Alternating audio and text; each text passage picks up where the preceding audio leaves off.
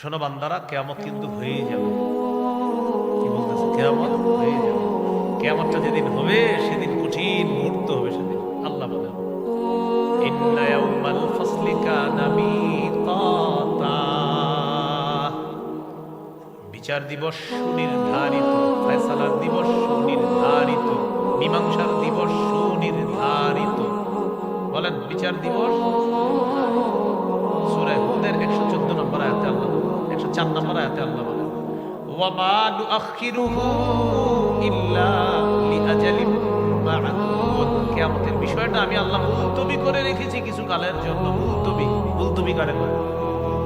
মানে স্থগিত কারে বলে? মানে জিনিসটা হবে, আটকায় রাখছি। এর মানে কিয়ামতের বিষয়টা আল্লাহ বুঝাইতে চায়, শোনো হয়ে গেল কিন্তু শুধু আটকায় রাখছি, হুকুম করব ঘটে যাবে। মুলতবি করে রাখছি, স্থগিত করে রাখছে। স্থগিত কারে কয়? মানে একটা জিনিস হওয়ার স্থগিত করছে আল্লাহ। আল্লাহ বলেন স্থগিত মানে এটা রেডি, খালি হুকুম করব হয়ে যাবে। ওয়া মা নুআখিরুহু ইল্লা লিআজালিম মা'দুদ। তো আল্লাহ বলেন ইয়াউমা ইয়াতি লা তাকাল্লামু নাফসুন ইল্লা বিইজনি। কেউ সেদিন আল্লাহর হুকুম ছাড়া কথা বলবে না। ফামিনহুম শাকিয়্যুন ওয়া সাঈদ। আল্লাহ তাআলা বলেন ওই বিচারের দিবসে, মীমাংসার দিবসে, সেদিন মীমাংসা হওয়ার পর দুইটা দল হবে। মানুষের মধ্যে একটা দল হবে হতভাগা, আর একটা দল হবে সৌভাগ্যবান। ফাআম্মাল্লাযীনা শাকু ফাফিন্নার। যারা হতভাগা তাদের ঠিকানা জাহান্নাম। ওয়াআম্মাল্লাযীনা সুঈদু ফাফিল জান্নাহ। আর যারা সৌভাগ্যবান তারা চিরস্থায়ী জান্নাতের মেহমান। যারা হতভাগা ফিন্নার, তারা জাহান্নামে থাকবে। যারা সৌভাগ্যবান তারা জান্নাতে থাকবে। তাহলে আসেন কি বলতেছে দেখেন, ইন্না ইয়াউমাল ফাসলি কানা মিকাতা। বিচারের দিবসটা সুনির্ধারিত।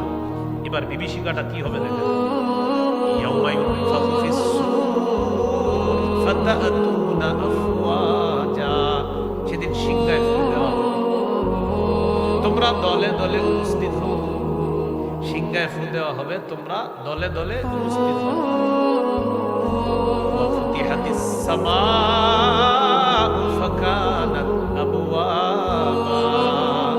আসমান খুলে দেওয়া হবে।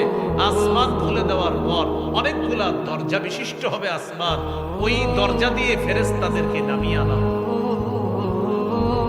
আসমান খুলে দেওয়া হবে, আর ওই খোলা আসমান অনেকগুলা দরজা হবে। এটা দিয়ে কাদেরকে নামিয়ে আনা হবে? সূরা ফুরকানে আছে, আরো সুন্দর করে আছে, ইয়াউমা তাশাক্কাকুস সামাউ বিল গামাম ওয়া নুজিলাল মালাইকাতু তানজিলা। সেদিন আসমান ফেটে যাবে আল্লাহর তাজাল্লি সহ। ওয়া নুজিলাল মালাইকাতু তানজিলা। ফেরেশতাদেরকে নামিয়ে আনা হবে, ওই ফাটা দিয়ে নামিয়ে আনা হবে। তাহলে আসমান ওয়ালারা নেমে গেল, বাস আসমানে কেউ নাই, ধ্বংস আসমান। রয়ে গেল জমিনের উপরের পাহাড়গুলো। ওয়াসুইরাতিল জিবাল ফাকানাত সারাবা। পাহাড়গুলোকে হাকিয়ে নেওয়া হবে, আর পাহাড়গুলা চূর্ণ বিচূর্ণ হয়ে ফাকানাত সারাবা, মরিচিকার মতো হয়ে যাবে। এই মজবুত পাহাড় কিসের মতো হয়ে যাবে? মরিচিকা কারে কয়? মানে কিচ্ছু থাকবে না, বাস মরিচিকার মতো কিচ্ছু, মানে এটার কোনো দাম নাই, অস্তিত্বহীন হয়ে যাবে আপনার, মানে এটার কোনো ভ্যালু থাকবে না। এই পাহাড়টাকে আল্লাহ তাআলা এমন করে দিবেন, এটার কোনো ভ্যালু। ফাকানাত সারাবা, মরিচার মতো হয়ে যাবে। এমন মরিচা কাকে বলে, বা মরিচিকা কাকে বলে? মরিচিকা ওই পাহাড়। আমরা যখন সমুদ্রের মরুভূমির মধ্যে যাই, যাওয়ার পর দূর থেকে দেখি চিকচিক করতেছে, কি জানি পানি পানি পানি, সামনে গিয়ে দেই পানি। এই যে পানি পানি মনে হচ্ছে, আসলে কিছু না। আল্লাহ তাআলা বলেন এই পাহাড়গুলাকে হাকিয়ে নেওয়া হবে, এগুলা হয়ে যাবে মরিচিকার মতো। এখন বলেন মজবুত পাহাড় যখন থাকবে না, জমিন কি হবে? জমিনও ধ্বংস। তাহলে প্রশ্ন এসে যায়, জমিন ধ্বংস, আসমান ধ্বংস, তাহলে কিয়ামতের মাঠটা কোথায় হবে? সূরা ইব্রাহিমে আল্লাহ বলে দেয়, ইয়াউমা তুবাদদালুল আরদু গায়রাল আরদি ওয়াস সামাওয়াত। আসমান এবং জমিন পরিবর্তন করে নতুন আসমান জমিন সৃষ্টি করা হবে। সুবহানাল্লাহ। শুনছেন না আগে? ইয়াউমা তুবাদদালুল আরদু গায়রাল আরদি ওয়াস সামাওয়াত। এই জমিনের পরিবর্তে আরেকটা জমিন, আসমানের পরিবর্তে আরো আসমান, মানে এগুলা ধ্বংস, জমিন ধ্বংস, নতুন আসমান নতুন জমিন সৃষ্টি করে এটা আল্লাহ সমতল ভূমি বানিয়ে এটাকে কিয়ামতের মাঠ।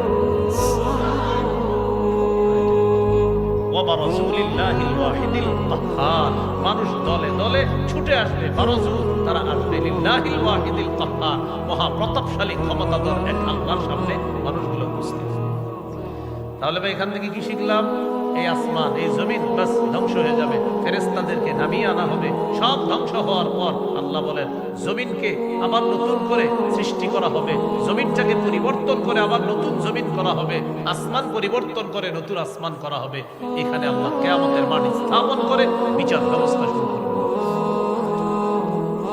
ফুতিহাতিস সামাউ ফাকানাত আবওয়াবা ওয়া সুয়িরাতিল জিবালু ফাকানাত সারাবা। এই হলো 20 নম্বর আয়াত।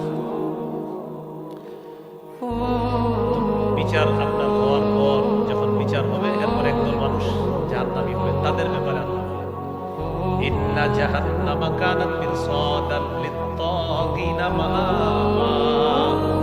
নিশ্চয়ই জাহান্নাম মুখ পেতে আছে, লিত-তাগিনা মাআবা, সীমালঙ্ঘনকারী যারা, নাফরমান যারা, তাদের জন্য ঠিকানা হিসাবে জাহান্নামটা মুখ পেতে আছে। নাউযুবিল্লাহ। লাবিথিনা ফিহা আহকামা, যুগ যুগ ধরে সেখানে থাকবে। লা ইয়াযুকুনা ফিহা বারদান ওয়ালা শারাবা, সেখানে তারা কোনো ঠান্ডা কিছু পাবে না, কোনো পানিও পাবে না। ইল্লা হামিমাও ওয়া গাসসাকা, ফুটন্ত পানি পাবে আর গাসসাক পাবে, মানে জাহান্নামীদের পুষগুলা তাদেরকে দেওয়া হবে। জাহান্নামীরা বলবে ও ফেরেশতা খাবার লাগবে, খাবার। আল্লাহকে ফেরেশতা বলবে আল্লাহ জাহান্নামী খাবার চায়, আল্লাহ বলবে দিয়ে দাও, যাক্কুম খাওয়ায় দাও। লাকিলুনা মিন শাজারিন মিন যাক্কুম, সূরা ওয়াকিয়া। তো যাক্কুম খাবে, খাওয়ার পর আপনার গলায় আটকাবে কাঁটাযুক্ত ফল। তো এবার তারা বলবে পানি চাই, পানি পানি পানি লাগবে, পানি। তখন আল্লাহ তাআলা বলে দিবেন কি আর করা, দাও জাহান্নামীদের পুষগুলা পানি হিসাবে দাও। এই গাসসাক গাসসাক ফাইহু সাদীদু আহলিন নার, জাহান্নামীদের রক্ত পুষ ইত্যাদি এইগুলা পানি হিসাবে তাদেরকে দেওয়া হবে। ইল্লা হামিমাও ওয়া গাসসাক জাযাআও বিফাকা, আল্লাহ বলেন এটাই পূর্ণ প্রতিদান, এটাই পূর্ণ প্রতিদান হিসাবে এটাই তাদেরকে দেওয়া হবে। তাদের অপরাধ কি? আল্লাহ বলেন ভয়ঙ্কর দুইটা অপরাধ তাদের। ইন্নাহুম কানু লা ইয়ারজুনা হিসাবা, আজকে যে হিসাব হবে, কিয়ামতের মাঠে যে হিসাব হবে, এটা তারা কামনাই করতো না, বলতো এগুলা বোকাস কথা। তারা এই ফলাফল দিবস, বিচার দিবস কামনা করতো না, বিশ্বাস করতো না। আরেকটা অপরাধ, কাযযাবু বিআয়াতিনা কিযাবা, আমার আয়াতগুলো তারা অস্বীকার করত। আল্লাহ বলেন ওয়া কুল্লা শাইইন আহসাইনাহু কিতাবা, আমি সব লিখে রাখছি। কি বলতেছে? আমি সব জমা করে রাখছি, আমার ফেরেশতারা, আমার লেখক ফেরেশতারা সব লিখে রাখছে। ওয়া কুল্লা শাইইন, সব, আহসাইনাহু লিখে রেখেছি, কিতাবা খাতা হিসাবে, লিপিবদ্ধ হিসাবে। কুল্লা শাইইন আহসাইনাহু কিতাবা, লেখা হিসাবে সব জমা করে রাখছি আমি আল্লাহ, মানে আমার লেখক ফেরেশতারা সব লিখে রাখছে। এবার আল্লাহর পক্ষ থেকে তাদেরকে বলা হবে তো আর কি করা, ফাযুকু, আযাব ভোগ করো, ফালান নাযীদাকুম ইল্লা আযাবা, তোমাদেরকে আমি আল্লাহ কিছুতেই কিছু বাড়াবো না, শুধু আযাবই বাড়াবো। তোমাদেরকে আর কিচ্ছু বাড়াবো না, শুধু আযাবের পর আযাব বাড়াবো, বাস ভোগ করতে থাকো। এই হলো আপনার 30 নম্বর আয়াত সূরা নাবা। এই 30 পর্যন্ত গেল, 6টা বিষয় আলোচনা হলো। 1 থেকে 3 নম্বর আয়াতে হলো কিয়ামতের বিষয়ে ঝগড়া, ওই যে মতভেদ আপনার কাফেরদের। 4-5 নম্বর আয়াতে গেল মূর্খদেরকে ধমক দিতেছে না কিয়ামত হবেই। 6 থেকে 16 নম্বর আয়াতে আল্লাহ বিভিন্ন দৃষ্টান্ত পেশ করে বুঝাইলেন, দলিল দিলেন কিয়ামত যে হবে, পুনরুত্থান হবে। 17 থেকে 20 নম্বর আয়াতে চতুর্থ বিষয় কিয়ামতের বিভীষিকাময় অবস্থা বর্ণনা করলেন। 21 থেকে 26 নম্বর আয়াতে কিয়ামতের দিবসে ফায়সালার পর একদল মানুষের ঠিকানা জাহান্নাম, এটা আলোচনা করলেন। 6 নম্বর বিষয় আল্লাহ আলোচনা করলেন যাদেরকে জাহান্নামে দিবেন, কেন দিবে আল্লাহ, এই বিষয়ে আল্লাহ কথা বললেন। যাদের বড় বড় অপরাধ, এরা আমার এই বিচার দিবস বিশ্বাস করতো না, কামনা করতো না, ফলাফল বলতে কিছু আছে এগুলা মানতো না, আর আমার আয়াতগুলাকে অস্বীকার করতো। এই হলো 6টা বিষয়। যিনি আসমান জমিন সৃষ্টি করেছেন, তিনি কি এইগুলার মতো বানাইতে আমার সক্ষম নন? যিনি আসমান, এই বিশাল আসমান জমিন সৃষ্টি করেছেন, তিনি কি এগুলোর মতো আবার বানাতে, সৃষ্টি করতে সক্ষম নন? তো আল্লাহ বলেন অবশ্যই সক্ষম। হুয়াল খাল্লাকুল আলীম, তিনি সর্বশ্রেষ্ঠ স্রষ্টা, তিনি সবচেয়ে মহাজ্ঞানী। তাহলে বুঝে শুনে আমরা এখন বলি আমাদের সৃষ্টিটা বিশাল না আসমানেরটা? এটা কে সৃষ্টি করেছে? আমাদেরকে তো কোনো ব্যাপারই না। সূরা রুমের 27 নম্বর আয়াতে আল্লাহ বলেন ওয়াল্লাযী ইয়াবদাউল খালকা সুম্মা ইউঈদুহু ওয়া হুয়া আহওয়ানু আলাইহি ওয়া লাহুল মাসালুল আ'লা ফিস সামাওয়াতি ওয়াল আরদ ওয়া হুয়াল আজিজুল হাকীম। আল্লাহ তাআলা বলেন তিনি সৃষ্টির সূচনা করেন। আমি আপনি কিছুই ছিলাম না, অনস্তিত্ব থেকে অস্তিত্ব দান করেছেন আল্লাহ। সূরা নাহরের 1 নম্বর আয়াতে আল্লাহ বলেন হাল আতা আলাল ইনসানি হিনুম মিনাদ দাহর লাম ইয়াকুন শাইআম মাযকুরা। অবশ্যই মানুষের উপর এমন একটা সময় এসেছে যখন উল্লেখ করার মতো সে কিছুই ছিল না। এখন বুঝা শুনা বলেন এই যে উল্লেখ করার মতো আমি আপনি কিছুই ছিলাম না, এই কিছুই ছিলাম না থেকে এখন যে কিছু আসি করছে কে? এটাই বলতেছে তুমি কিছুই ছিল না। এবার সূরা রুমের 27 নম্বর আয়াতে কি বলবে? ওয়াল্লাযী ইয়াবদাউল খালকা সুম্মা ইউঈদুহু, তিনি ওই স্রষ্টা ইয়াবদাউল খালকা, যিনি সৃষ্টির সূচনা করেন।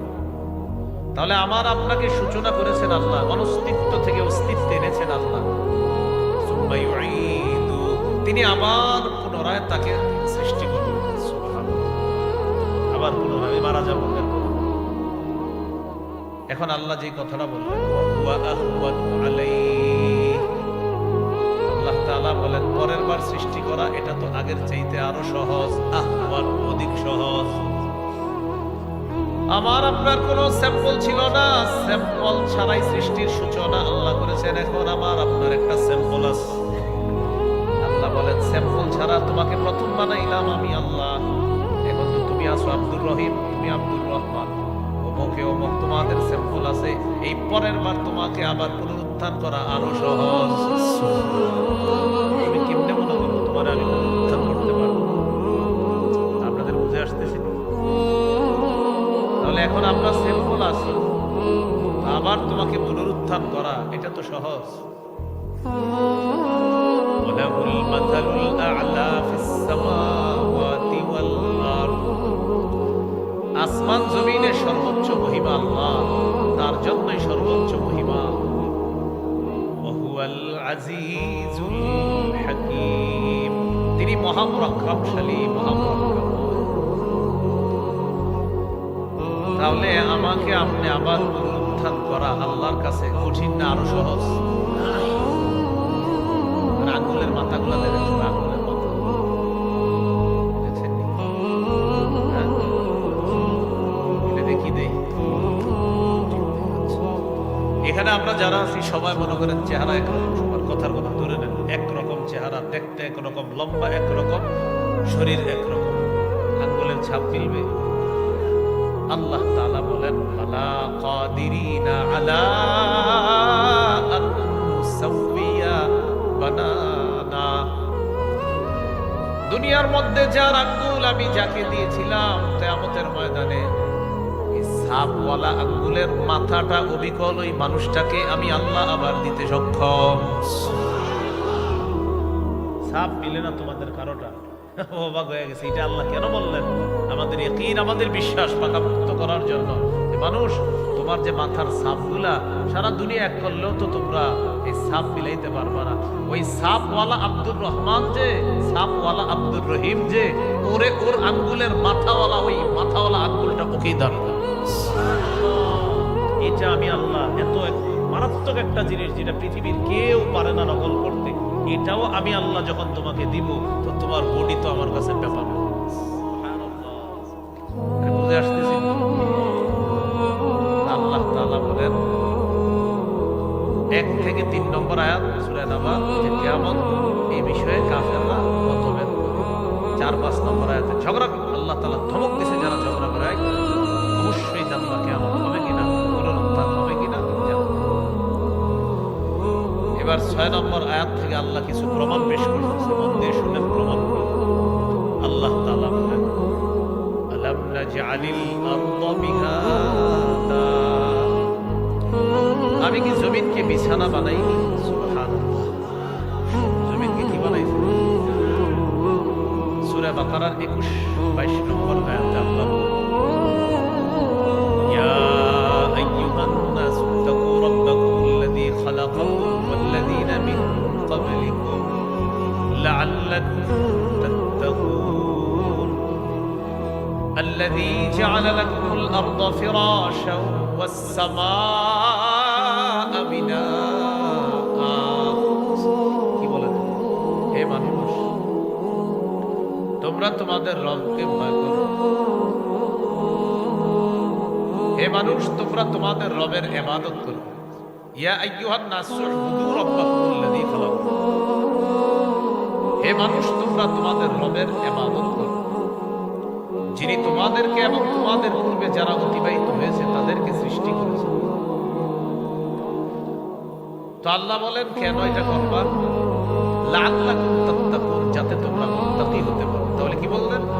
হে মানুষ, উবুদু রাব্বাকুম, তোমরা তোমাদের রবের ইবাদত করো, যিনি তোমাদেরকে আর তোমাদের পূর্ববর্তী যারা দুনিয়া থেকে বিদায় নিয়েছে, অতিবাহিত হয়েছে, তাদেরকে যিনি সৃষ্টি করেছেন তার ইবাদত করো।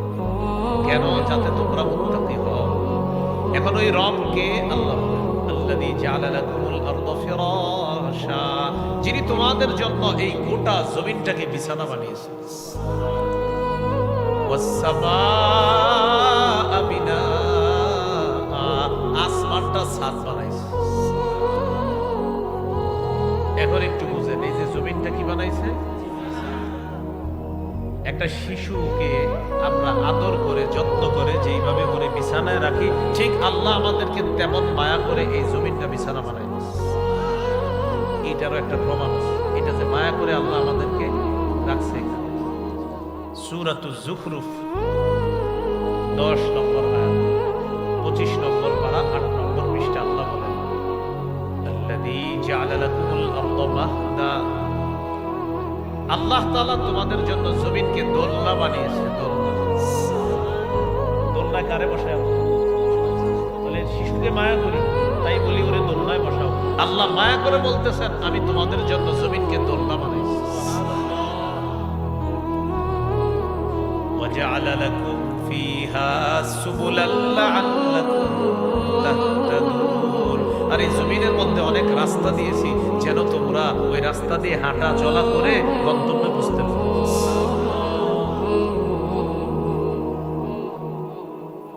সূরা মুলক 15 নম্বর আয়াতে আল্লাহ বলেন ওয়াল্লাযী জাআলা লাকুমুল আরদা যালুলা, আমি তোমাদের জন্য জমিনকে করেছি অনুগত। তিনি ওই সত্তা যিনি তোমাদের জন্য জমিনকে অনুগত করে দিয়েছেন। আল্লাহ তাআলা তোমাদের জন্য জমিনকে অনুগত করে দিয়েছেন। ফামশু ফি মানাকিবিহা, আল্লাহ বলেন তোমরা জমিনের কাঁধের উপর চলো। জমিন তোমাদের জন্য অনুগত করে দিয়েছেন। ফামশু, তোমরা চলো, ফি মানাকিবিহা, জমিনের কাঁধের উপর। ওয়াকুলু মির রিজকি, আর আল্লাহর দেওয়া রিজিক থেকে ভক্ষণ করো। জমিন কেমন অনুগত? এত অনুগত বানায় দিছে, হাল চাষ করে ওখানে দানা লাগাইতেছেন, আর ওই জমিনের নিচ থেকে আল্লাহ আপনার রিজিকের ব্যবস্থা করতেছেন। বলেন কি বানাইছে জমিনকে? এখন আল্লাহ কি বলে দেখেন, আমরা সব আয়াত থেকে শেষের শিক্ষাটা নিব। কি বলতেছে দেখেন, ওয়াল্লাযী জাআলা লাকুমুল আরদা যালুলা, তিনি তোমাদের জন্য জমিনকে অনুগত বানিয়েছেন। ফামশু ফি মানাকিবিহা, জমিনের কাদের উপর তোমরা চলো, ওয়াকুলু মির রিজকি, আল্লাহ রিজিক থেকে তোমরা ভক্ষণ করো। শেষে কি বললেন দেখেন, ওয়া ইলাইহিন নুশুর,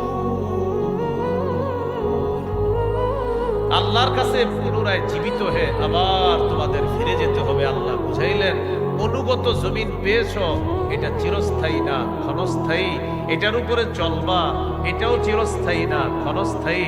এখানে আমার রিজিক ভক্ষণ করবা, এটাও চিরস্থায়ী না ক্ষণস্থায়ী। ওয়া ইলাইহিন নুশুর দিয়ে আল্লাহ বললেন আমার কাছে আবার পুনরায় জীবিত হয়ে যখন আসবা, ওই জমিনে চলাচল আর রিজিকের হিসাবগুলা কিন্তু দিতে হবে। আল্লাহর কাছে কি যাইবা, আবার গিয়ে কিন্তু হিসাব দিতে হবে, ঠিকঠাক মতো চলছো কিনা, উল্টা পাল্টা কিছু করো নাই তো, হিসাব দিতে হবে। এখন দেখেন আল্লাহ কি বলবেন, আলাম নাজআলিল আরদ মিহাদা, সূরা নাবা, যেটা আমরা আলোচনা চলতেছি 6 নম্বর আয়াত। তিনি কি তোমাদের জন্য জমিনকে বিছানা বানাননি? তাহলে বলেন আমাদের জন্য জমিন বিছানা বানিয়েছেন কে? এর প্রশ্ন হলো এই জায়গায় কিয়ামতের প্রমাণ হলো এত বড় জমিন তোমাদের জন্য বিছানা বানাইলাম, এত বড় সৃষ্টিটাকে বিছানা বানাইলাম, তুমি ছোট্ট একটা সৃষ্টিকে আমি আল্লাহ আবার পুনরুত্থান করা, এটা আমার কাছে কোনো ব্যাপার না। 2 নাম্বার প্রমাণ দিতেছে 7 নম্বর আয়াতে, ওয়াল জিবালা আওতাদা, তিনি কি মজবুত পাহাড়গুলোকে পেরেক বানাননি? জিবাল শব্দটা বহুবচন, এটার একবচন জাবাল অর্থ পাহাড়। আওতাদ শব্দটা বহুবচন, এটার একবচন ওয়াতাদুন অর্থ পেরেক। ওয়াল জিবালা আওতাদা, তিনি কি পাহাড়গুলোকে পেরেক হিসাবে জমিনে স্থাপন করেননি? এর মানে হলো এই জমিনের নিচে পানি, পানির উপরে আমরা ভাসমান জমিনের উপর বসে আছি, কিন্তু জমিন নড়াচড়া করে না। আল্লাহ বলেন কেন জানো? ওয়াল জিবালা আওতাদা, মজবুত পাহাড়কে পেরেক হিসাবে জমিনের উপর বসায়া দিয়া জমিনের নড়াচড়া বন্ধ করে তোমাদের বসবাসের উপযোগী করে দিয়েছে। এই জন্য জিবালা, এখান থেকে প্রমাণ করলেন যে পাহাড় এত বড় একটা সৃষ্টি, যেটা দিয়ে জমিনকে আমি এইভাবে হেলে দুলা থেকে আটকায় রাখলাম, এই পাহাড়টাকে একদিন আমি আল্লাহ টুকরা টুকরা করে দিব। টুকরা টুকরা করার পর এরপর আমি আল্লাহ পুরা জমিনটাকে সমতল বানায় ফেলবো। এটা যদি আমি সক্ষম হই, তো তুমি ছোট্ট একটা সৃষ্টিকে আবার কেন পুনরুত্থান করতে পারবো? এটা আল্লাহ প্রমাণ দিচ্ছে। তাহলে ওয়াল জিবালা আওতাদা, পাহাড়গুলোকে আল্লাহ বানিয়েছেন পেরেক, এই জন্য জমিনের নড়াচড়া বন্ধ আছে। এরপরে আল্লাহ তাআলা বলেন ওয়া খালাকনাকুম আজওয়াজা, আমি তোমাদেরকে জোড়ায় জোড়ায় সৃষ্টি করেছি। সূরা ইয়াসিন যারা পড়েন নিয়মিত 36 নম্বর আয়াতে আছে, সুবহানাল্লাযী খালাকাল আজওয়াজা কুল্লাহা, পুত পবিত্রতা বর্ণনা করছি ওই সত্তার যিনি সব কিছুকে জোড়ায় জোড়ায় সৃষ্টি করেছেন। সূরা জারিয়াতের 49 নম্বর আয়াতে আল্লাহ বলেন ওয়া মিন কুল্লি শাইইন খালাকনা যাওজাইনি লাআল্লাকুম তাযাক্কারুন। কত নম্বর আয়াত? 49। বলেন কত নম্বর? 49 এর আগে কত? 48। 48 এর আগে এই 47 48 এ আল্লাহ কি বলে আর 49 এ কি বলে একটু মন দিয়ে শুনুন। সূরা জারিয়াতের 47 48 আগে শুনি, পরে শুনবো 49। 47 নম্বর আয়াতে আল্লাহ বলেন ওয়াস-সামাআ বানাইনাহা বিআইদিন ওয়া ইন্না লামুসিউন। আল্লাহ তাআলা বলেন আসমানকে আমি আল্লাহ ক্ষমতা বলে সৃষ্টি করেছি। সুবহানাল্লাহ। ওয়াস-সামাআ বানাইনাহা বিআইদিন ওয়া ইন্না লামুসিউন। আসমান আমি নিজ ক্ষমতা বলে স্থাপন করেছি, এইভাবে বানিয়েছি। ওয়া ইন্না লামুসিউন, আমি আল্লাহ সম্প্রসারণকারী। এটা 47। এবার 48। ওয়াল আরদা ফারাশনাহা, জমিনকে আমি আল্লাহ বিছানা করে দিয়েছি। ফানি'মাল মাহিদুন, আমি আল্লাহ কতই না উত্তম বিস্তৃতকারী, আমি কতই না উত্তম বিস্তৃতকারী, আমি কত সুন্দর বিছানা বিছিয়ে দিই।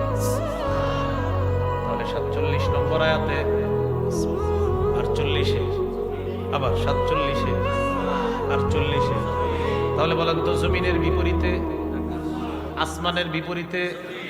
এবার 49 নম্বর আয়াতে আল্লাহ বলেন ওয়া মিন কুল্লি শাইইন খালাকনা যাওজাইন, আমি প্রত্যেকটা জিনিস জোড়ায় জোড়ায় সৃষ্টি করেছি, মানে আসমানের বিপরীতে জমিন দেখো আর জমিনের বিপরীতে আসমান।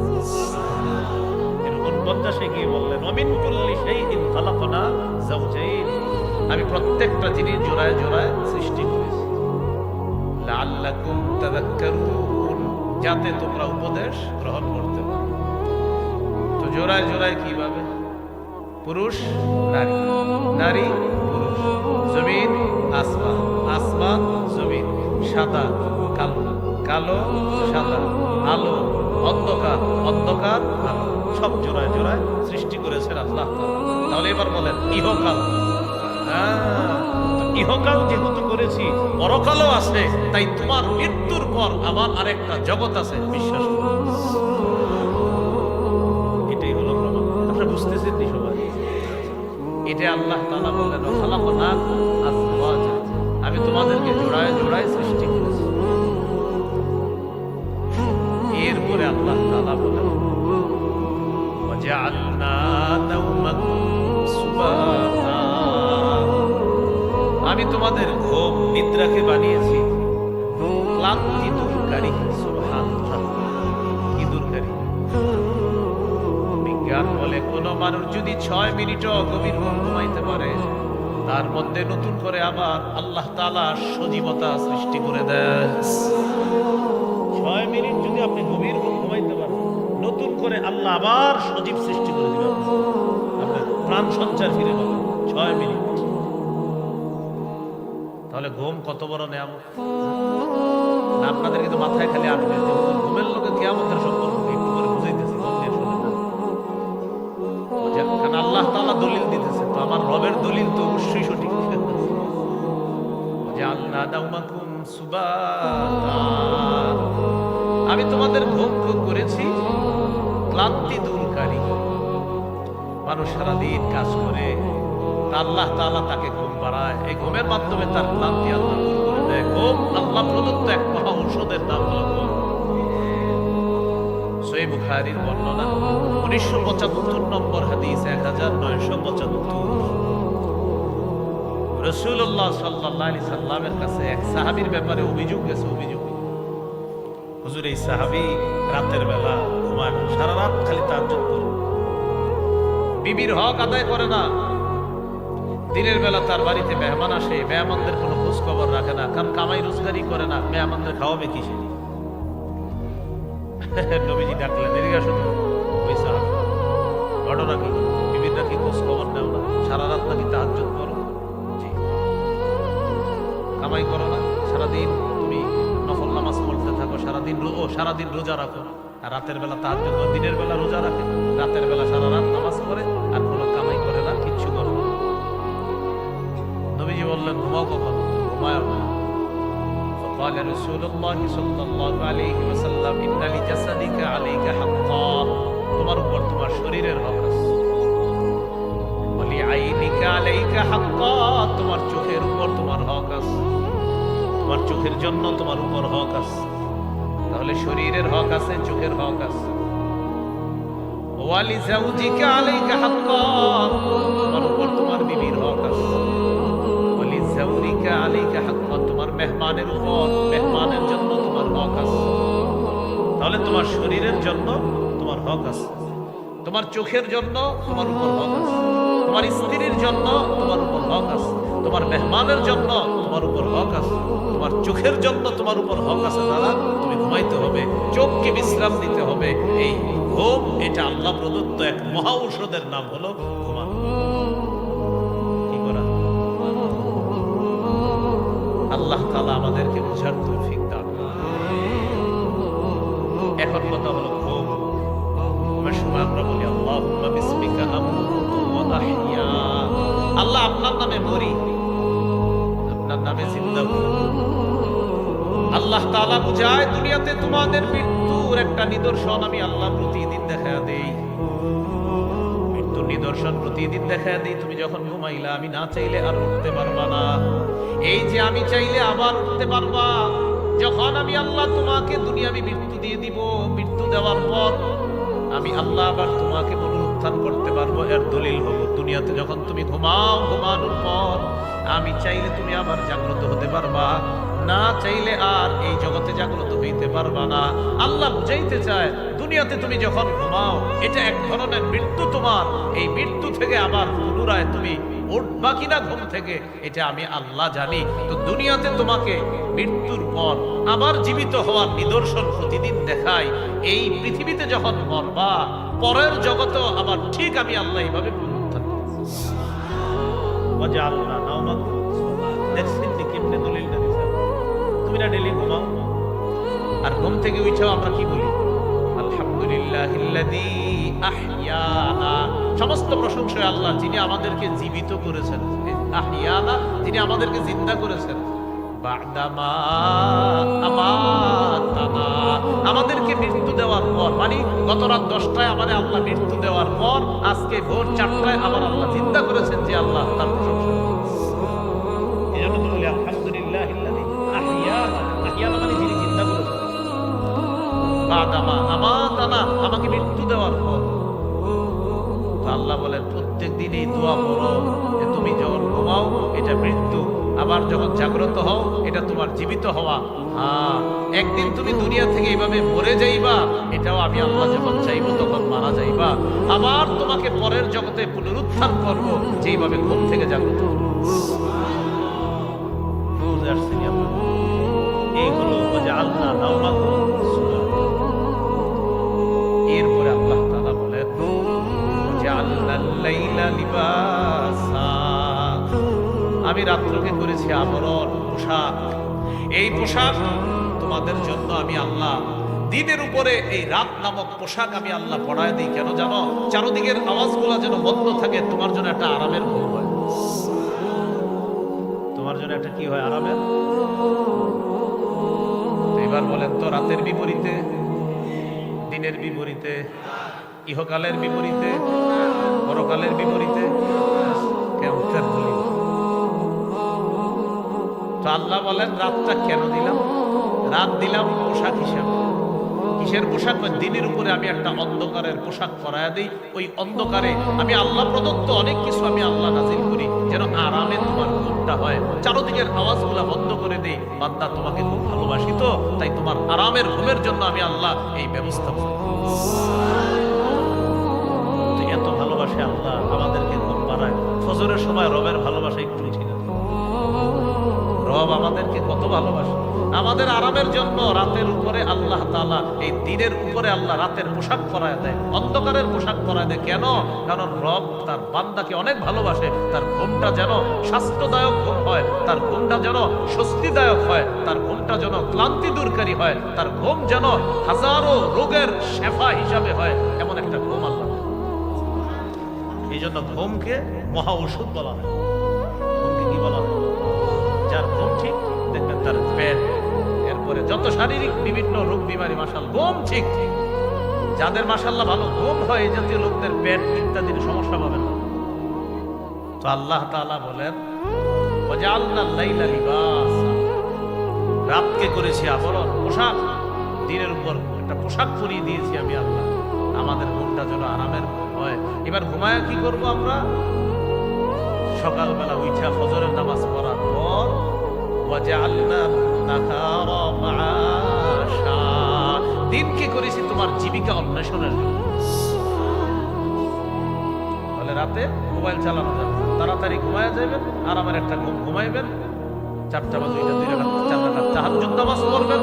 করার পর একটু জিকির আজকার বৈশা বৈশা কম্বলের তলে লেপের নিচে করার যে কি আরাম, কি মজা, সে না করবেন সে বুঝবেন না। একদিন করে দেখবেন, খুব মজা। রাতের বেলা যদি তাহাজ্জুদে দাঁড়ায় যাইতে পারেন, সহিহুত তারগীবের 630 নম্বর হাদিসে আছে, রাজুলুন কামা ফি লাইলাতিন বারিদাতিন মিন ফিরাশিহি ওয়া লিহাফিহি ওয়া দিসারিহি, লেপ কম্বল ইত্যাদি ছেড়ে যদি কেউ ওযু করে নামাজের মধ্যে দাঁড়ায় যায়, আল্লাহ খুশিতে তাকে দেখে হাসতে থাকে। এই শীতের রাতে করে কি দেখো ফেরেশতাদেরকে বলে করে কি দেখো ওইভাবে এই ঠান্ডা পানিতে উযু করে নামাজে দাঁড়ায়। আল্লাহ ফেরেশতাদেরকে বলে মা হামালা আবদি হাদা আলামা সোনা, আচ্ছা ও এইভাবে তাহাজ্জুদ নামাজে দাঁড়াইছে কেন বলো তো তোমরা? আল্লাহ তো সব জানে।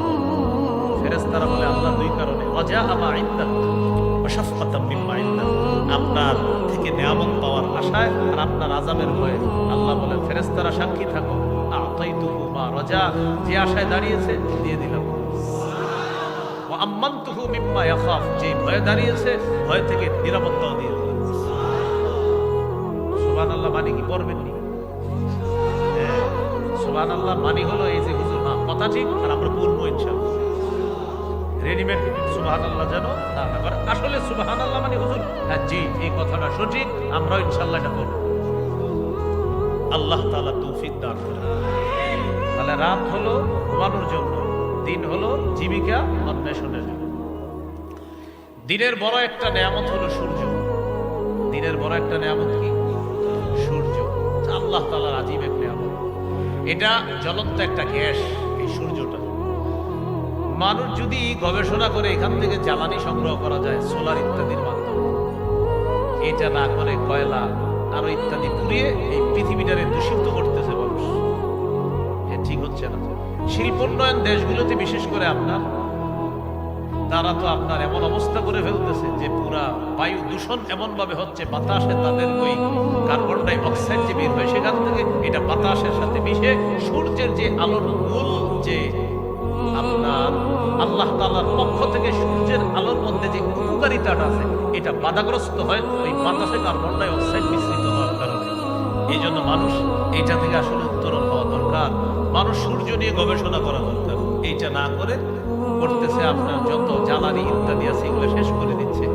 আল্লাহ তাআলা আমাদেরকে সূর্য নামক নিয়ামতটা, এই নিয়ামত থেকে যেন আমরা প্রকৃত নিয়ামতগুলো গ্রহণ করতে পারি, আল্লাহ তৌফিক দান। এটার গুরুত্ব বাড়াতে হবে। সূর্য আল্লাহ অনেক বড় একটা নিয়ামত।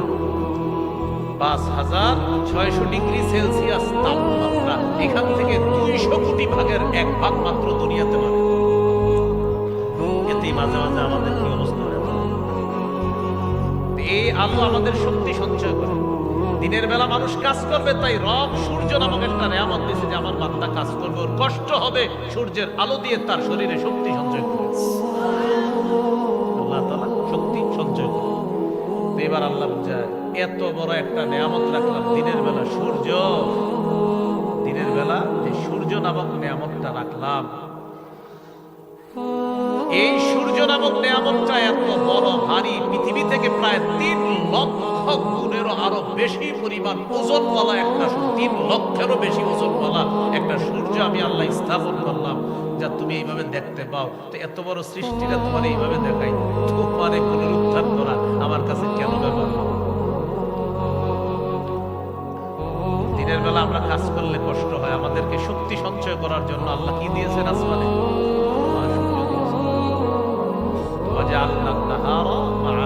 এরপর আল্লাহ বলেন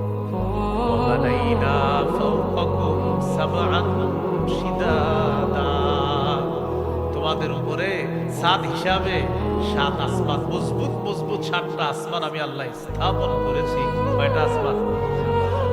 কেন জানো? আল্লাহ বলেন ওয়াজআলনাস সামাআ সাকফাম মাহফুজা, তোমাদেরকে সুরক্ষা দেওয়ার জন্য আমি আল্লাহ এই সুরক্ষিত ছাদ তথা আসমানকে তোমাদের জন্য একটা সুরক্ষিত ছাদ হিসাবে স্থাপন করেছি। তোমাদেরকে সুরক্ষা দেওয়ার জন্য একটা সুরক্ষিত ছাদ আমি আল্লাহ স্থাপন করেছি। কোন খুঁটি ছাড়া আল্লাহ এটাকে উঠে রাখছে। সূরা রুমের ২৫ নম্বর আয়াতে আল্লাহ বলেন ওয়া মিন আয়াতিহি আন তাকুমাস সামাউ ওয়াল আরদু বিআমরি। আল্লাহ বলেন আসমান এবং জমিন এইভাবে যে আছে, আসমানটা এইভাবে আছে, জমিনটা এইভাবে আছে, এটা আল্লাহর নিদর্শনাবলীর মধ্যে অন্যতম নিদর্শন। এটা কিভাবে আছে জানো? আমি আল্লাহর হুকুমে, খুঁটি ছাড়া আসমান দাঁড়িয়ে আছে, আমি আল্লাহর হুকুমে ওই পাহাড়ের মাধ্যমে এই ভাসমান পানির উপরে এই জমিনটা স্থির হয়ে আছে। মানে বলেন তো খুঁটি ছাড়া আসমান, এটা আল্লাহর কি নিদর্শন? এভাবে রাখছে কে? তো বানাইনা ফাওকাকুম সাবআন শিদাদা। এরপরে সিরাজাও ওয়াহাজা, আর এই আসমানের মধ্যে আমি কিরণময় প্রদীপ স্থাপন করেছি। ওই সূর্যের কথা আবার বলতেছি, কিরণময় প্রদীপ আমি আল্লাহ স্থাপন করে দিয়েছি এই আসমানের মধ্যে। এরপরে আল্লাহ وأنزلنا من المعصرات ماء ثجاجا, আমি পানি ভর্তি মেঘমালা থেকে, আমি পানি ভর্তি মেঘমালা থেকে প্রচুর পানি বাড়ি বৃষ্টি দুনিয়াতে বর্ষণ করছি। আমি পানি ভর্তি মেঘমালা থেকে প্রচুর পানি, প্রচুর বাড়ি, প্রচুর বৃষ্টি আমি আল্লাহ দুনিয়াতে নাজিল করি। কেন? লিনুখরিজা বিহি হাব্বাও ওয়া নাবাতা, যেন এটার মাধ্যমে উদ্ভিদ এবং শস্য আমি আল্লাহ বের করতে পারি। এখন আল্লাহ বুঝায়, পানি দিলাম আমি আল্লাহ, চাষাবাদ করলা, করার পর তুমি একটা ছোট্ট দানা লাগাইলা, দানা লাগানোর পর একটা দানা, এই এক দানা থেকে 7টা শীষ, 7 শীষ উৎপন্ন করার পর এক দানা থেকে গাছ উঠাইলাম, এখান থেকে 7টা শীষ বের করলাম, এক একটার মধ্যে 100 করে দানা আমি আল্লাহ দিয়ে দিলাম। লাগাইছি মাটি, এখন একটু কিভাবে মাটিতে তুলে দিই, লাগানোর পরে তাকায় থাকে হ্যাঁ বুঝলে না, উঠবে না, মাটিটা এইভাবে দিয়ে রাখলেন, কিছুদিন পরে উঠে যাবে। তো আল্লাহ বলেন, এই যে এটা দিলা, এই যে আমি উঠাইলাম, এই যে পানির মাধ্যমে এটার প্রাণ সঞ্চার করলাম, তোমারও মরার পর আমি আল্লাহ আবার করতাম।